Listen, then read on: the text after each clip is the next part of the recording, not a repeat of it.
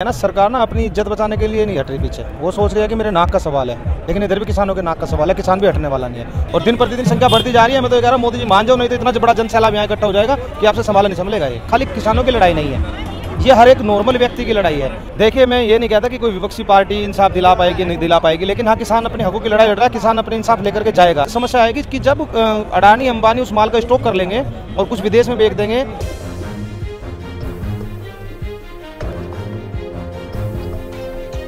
आदाब, नमस्कार। National India news देख रहे हैं आप। मैं हूं आपके साथ सादान खान। इस वक्त मैं मौजूद हूं गाजीपुर बॉर्डर पर, जहां करीब पिछले 28 दिन से किसानों का आंदोलन जारी है। ये आंदोलन अब किसानों का आंदोलन नहीं रहा, बल्कि दुनिया का, देश का आंदोलन बन चुका है, जिसको लेकर लगातार समर्थन मिल रहा है। इसी मुद्दे पर ज़्यादा जानकारी के लिए हमारे साथ कुछ किसान भाई मौजूद हैं, जानने की कोशिश करते हैं क्या कुछ कहना।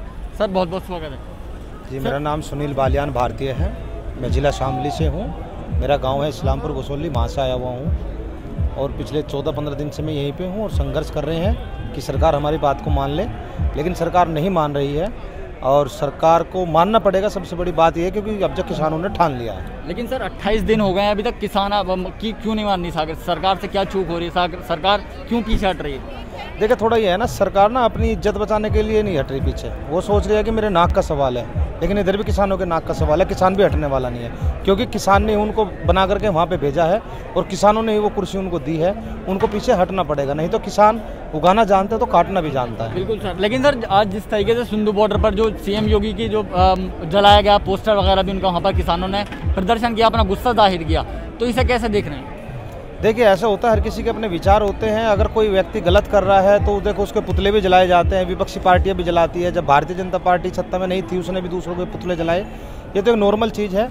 लेकिन किसानों के अंदर जो आक्रोश है, जो गुस्सा है, उस चीज़ के लिए तो ये देखो कि मोदी जी के कैसे कैसे पोस्टर लगाए जाते हैं, जलाए जाते हैं। तो किसान जलाएगा क्यों नहीं, जब वो किसानों की समझ नहीं रहे हैं। किसानों को खिलवाड़ बना दिया उन लोगों ने।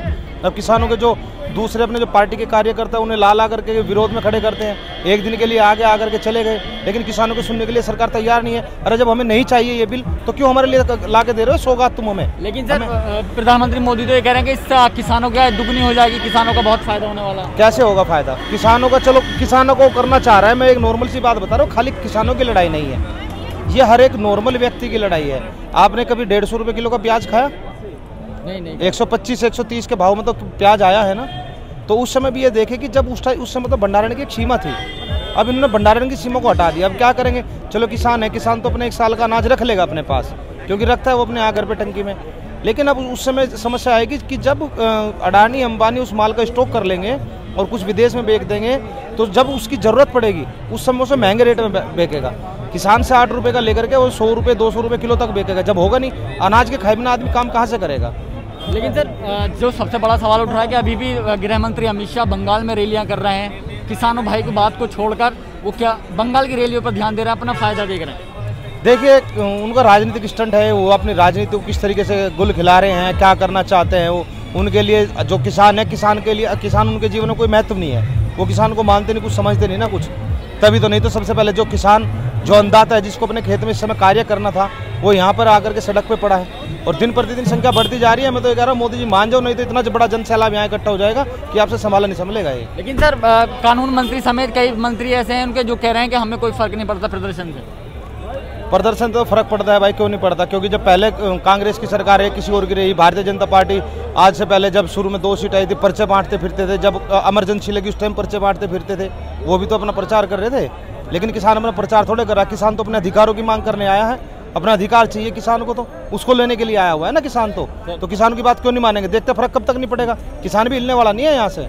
लेकिन सर, अभी राहुल गांधी कल प्रेसिडेंट से मुलाकात करने वाले हैं। उनके पास 2 करोड़ लोगों के हस्ताक्षर हैं, जिसको लेकर वो कानून का विरोध कर रहे हैं। मतलब राहुल गांधी के पास वो हस्ताक्षर हैं जिन लोगों ने विरोध किया। तो आपको लगता है इंसाफ मिलेगा?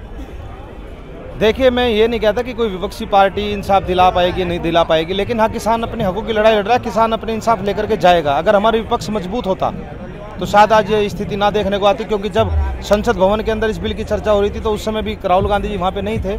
तो मैं इस बारे में क्या कह सकता हूँ कि भाई वो इसको पास करा देंगे। अगर इसको आज पास कराएगा बिल को, तो किसान ही कराएगा अपने लिए, अपने इतने स्वामीनाथन की रिपोर्ट लगवाएगा। क्योंकि 2006 में कांग्रेस ने खुद ही अपने आप ही स्वामीनाथन की रिपोर्ट को बताया था कि ये ठीक रहेगा किसान के लिए, लेकिन लागू उसने भी नहीं की थी। अब लागू करेगी तो ये सरकार करेगी, नहीं तो किसान यहाँ से हटने वाला नहीं है। लेकिन सर 32 से ज़्यादा किसान शहीद हो चुके हैं, इस पर सरकार की तरफ से कोई टिप्पणी अभी तक नहीं आई है। देखिए उनकी तरफ से तो कोई भी मर जाए, और इनका सरकार का तो एक ही काम है, लोगों को मरवाना। आप देख लिए सबसे ज़्यादा दंगे कौन करा रहा है, सबसे ज़्यादा भेदभाव, जाति धर्म का भेदभाव कौन फैला रहा है, दंगे कौन करा रहे हैं, सब जानते हैं इस चीज़ को। लेकिन सबसे बड़ी समस्या क्या आती है कि जो आज के टाइम किसान परेशान है और दिन प्रतिदिन एक न एक आहुति जारी है, लेकिन सरकार को इस चीज़ से सचेत हो जाना चाहिए कि ये हो क्या रहा है। इस देश का अंदाता अगर ऐसे मरता रहेगा, भाई किसान आज मर रहा है वो तो बेचारा फांसी लगा के भी मरता है, भूख में भी मरता है। अब सरकार को तो कोई पहले से भी फर्क नहीं पड़ रहा है। अब सरकार को समझ जाना चाहिए कि ये किसान हटने वाला नहीं है, सब हर व्यक्ति यहाँ पे सादत देने के लिए तैयार खड़ा है। सर हमारे चैनल के माध्यम से सरकार से क्या अपील करना चाहते हैं? अपील नहीं, हम अपने हक मांगने आए हैं। हम अपील क्यों करेंगे? हमारे जो अधिकार है, हमारे अधिकार दे दो, हम अपील को क्यों करें? अपील सुन रहे हैं वो जो, अगर अपील सुननी होती है, आज 28वां दिन है, अब तक तो अपील कभी की सुन ली होती। अपील भी कर ली, अरदास भी कर ली, गुस्सा भी दिखा लिया, हर चीज़ जाहिर कर ली हमने।